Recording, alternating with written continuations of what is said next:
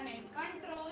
Today's our topic is 2 degree of freedom control in the unit number 5, the introduction of the multivariable system. Up to now, we will study about the single variable system in the particular closed loop system. So first of all, we know about the what is the multivariable system. So for that, we have considered the system shown in the figure where the system is subjected to the disturbance input D of S and the noise input N of S. In addition, R of S is my the reference input and GC of S is the transfer function of the controller. Okay, and the GP of S is the transfer function of the plant.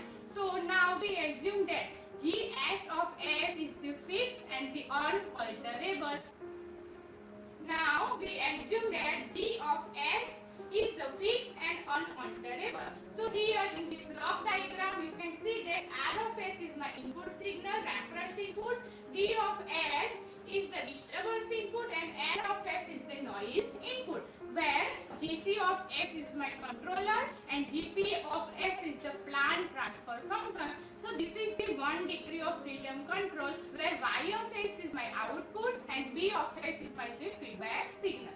Okay, so for this system, if we have derived the closed loop transfer function, so the first one is the Y of S upon R of S, that is equal to G Y R. So here you can see that the Y of S upon R of S. The next one is the Y of S upon D of S, because D of S is our disturbance input, that is equal to G by D, and the third closed loop transfer function is Y of S upon N of S, that is equal to G by N. So we have derived one by one this closed loop transfer function. So first of all, G Y R, that is equal to Y of S upon R of S, that is equal to reference input and the output. The equation will become controller transfer function, plant transfer function, that is GC GP upon 1 plus GC GP. GYD, that is equal to Y of S upon D of S is equal to GP upon 1 plus GC into GP, because here you can see that between Y of S and D of S only plant transfer function is there, and the third transfer function is G by N, that is equal to Y of S upon N of S, that is equal to GC GP upon 1 plus GC GP. So in deriving the Y of S upon R of S, we assume that the disturbance input will be 0 and we can get the 0 noise for this particular closed loop system. So similar, we have to apply the derivation of Y of S upon D of S and Y of S upon N of S. So the degree of freedom for this particular control system refers how many of these closed loop transfer functions are independent.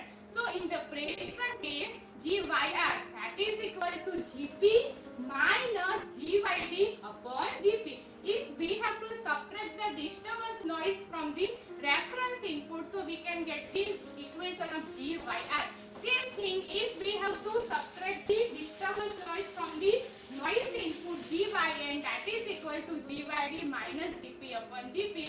So if GYD is the given, if we know about the value of GYD, so we can easily find the value of GYR and the GYN. So for that, GP is fixed for any controller tunings, because if we have to design the closed loop system, so we know about which type of controller that we have to use.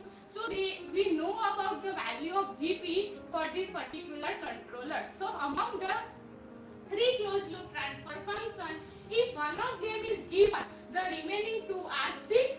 This means that system is shown in the figure is the 1 degree of freedom control system. We can easily find the value of the third closed loop system using these 2 closed loop system. Now next consider the system shown in figure where GPS is the transfer function of the plant. For this system, the closed loop function is GYR, GYD and GYN are given.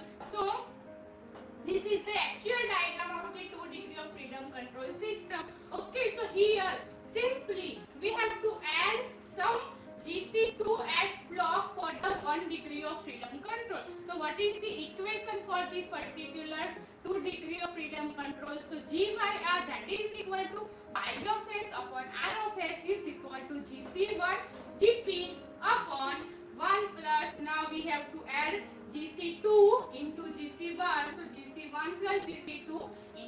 GP, we have to use two controller in the 2 degree of freedom control. So the equation of G by D, that is equal to y of s upon d of s is equal to Gp upon 1 plus Gc1 plus Gc2 into Gp. Same thing Gy, and that is equal to y of s upon n of s, that is equal to Gc1 plus Gc2 into Gp upon 1 plus Gc1 plus Gc2 into Gp. So what is the difference between 1 degree and 2 degree of freedom?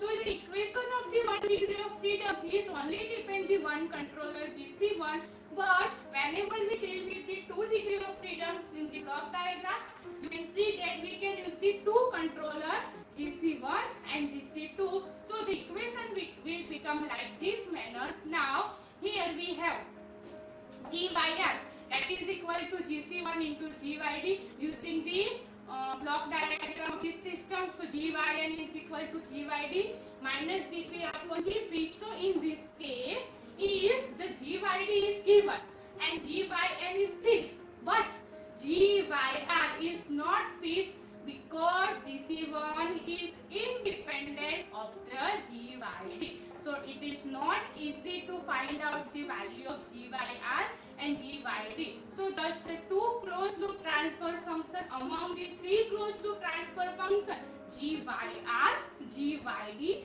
and G by n are independent. Hence this system is known as the 2 degree of freedom control system. Okay, this is the another block diagram of the 2 degree of freedom control system. Here you can see that they will connect the Gc1 GPS as it is, but the location of the second controller will be different in the case of first. So similarly the system shown in figure also is the 2 degree of freedom control system. Now the 2 degree of freedom control system, both the closed loop characteristic and the feedback characteristic can be adjusted independent to improve the system response performance. Okay, so using the 2 degree of freedom control, we can increase or we can improve the system response performance.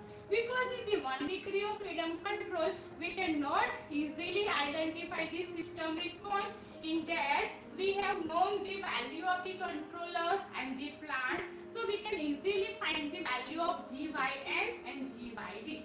Okay, now in the 2 degree of freedom control, if we change the location of the controller, if we can connect the controller parallel with the first controller, if we can connect the second controller series with the first controller, so depending upon the closed loop system, we can easily check the system response performance and which type of response that we have to identify using the 2 degree of freedom. So you have to remember that in the control system we have studied about the delay time, peak time, rise time, peak overshoot.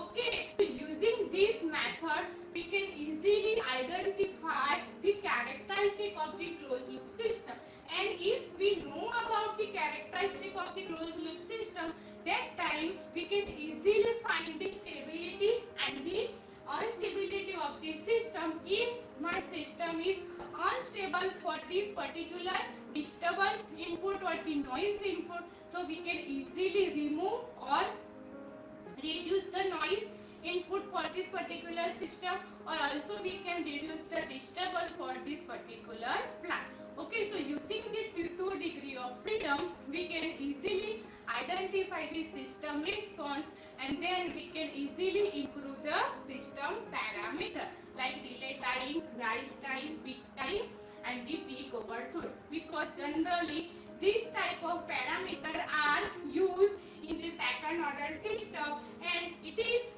already located in the transient response, and as you know the transient response is unstable compared to the steady state response, so we can easily identify the error for this particular system, and then we have solved this error, or we can minimize the error using some parameters, and then we have to find the 2 degree of freedom control system. So whenever you know about the equation of the 2 degree of freedom control, like the G by R and G by D, you can easily find the error of the system. But here we don't know the value of the G by D. Okay, so it is very difficult to find the stability of the system. Okay, so using the 1 degree of freedom control and 2 degree of freedom control, we can easily improve the system parameter. Okay, now in the next session, we will study about the different types of multivariable input that is applied for this particular system. Suppose the system is blending system. If we have to apply the one input, then what is the output for this system? And if we have applied more than one input, that time what is the actual response for this particular system, and what type of changes that is required for this particular system stability, that we have to study in the next session. Thank you everyone. If anyone have doubt for this particular topic 2 degree of freedom control, that time you have to inform me in my email ID. Thank you again.